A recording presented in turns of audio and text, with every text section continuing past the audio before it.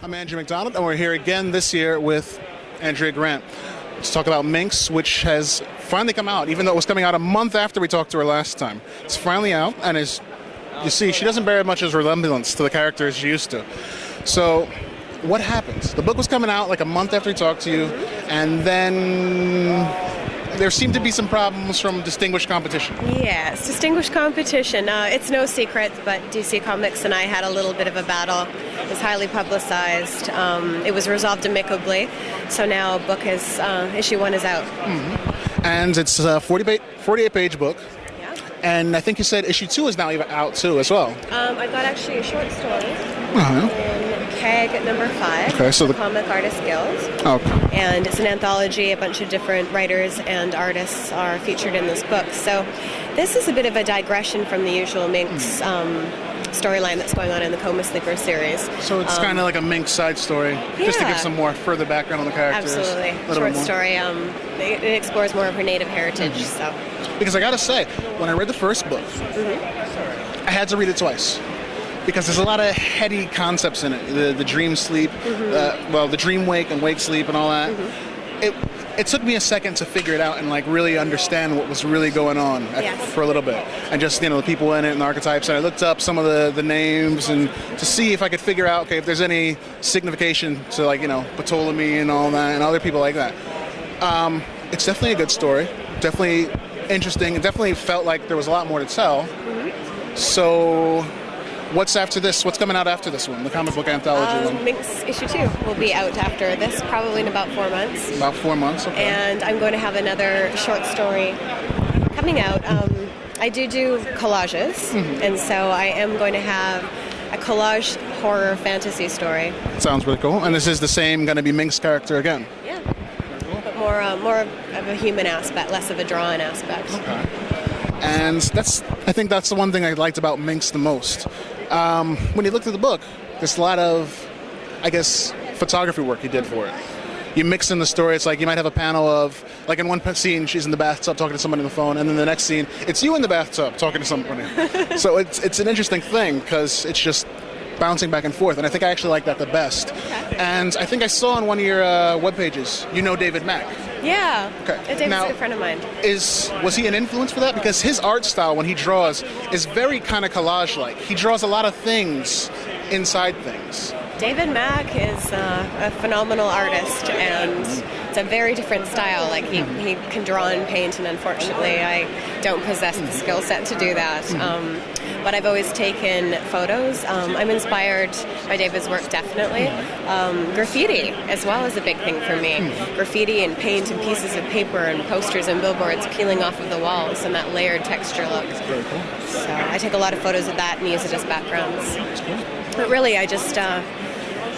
somebody once said to me, I used to always complain that I couldn't draw, and that if I could draw, then I would be unstoppable and I could do anything. And, I considered it a great handicap. And a friend who's another artist said to me, you're really putting limitations on yourself in general by saying you can't do anything. You better figure out a way to do it. So that's where the collages originally stemmed from. And I've got to figure out a way to make something. Of course. Got it. It's the hardest thing. I can't draw, but I think I can write.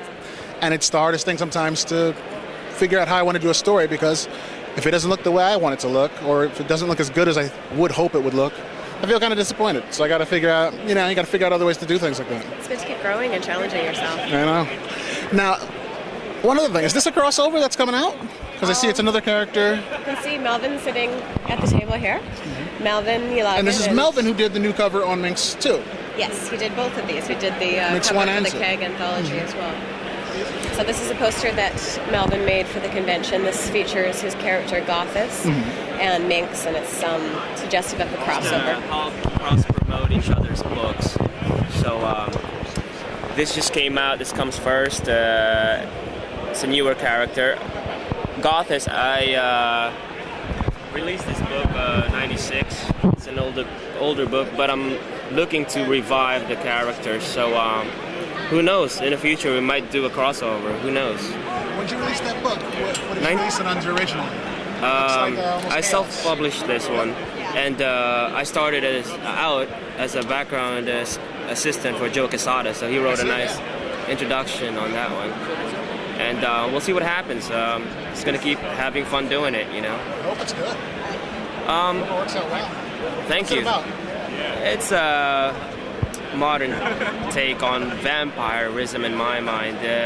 Basically, it's just I use the vampirism as a metaphor to create a modern take on it, basically. So it's a New York vampire story, basically. I don't want to get too deep into Of it. course, you don't want to give away too much. You want people to buy the book. Wait, were you laughing at him? Because I heard you giggle for a second. I think you did. The guy's very serious about his art. You can't. Who are you, though? And I'm not sure we can hear you. We're not able to know who you are. Fine. I'm an illustrator. I'm a novice to the business on this side of the table. I do pinups and commissions, mostly in the bondage fetish vein, erotica. That's my specialty. And I'm going to be working on a book that's going to be coming out hopefully later this year. And that's about it. And I am a card-carrying member of CAG, Comic Artists Guild. What's the name? Michelle St. Martin. No, but the name of the book. Oh, Forma Mutatia, Latin for shape changer. Sounds interesting. Hopefully that's it. All right. Well, we talked to a bunch of artists from the CAG, and we talked to Andrea Grant again about Minx. So check them out. Look for them in your local bookstore. Look for them online at minksthecomic.com. Now it's copiousAmounts.com. Oh, copiousAmounts.com. Or Comic Book Artists Guild, probably. You can probably Google that and find it yourself. So look for these guys.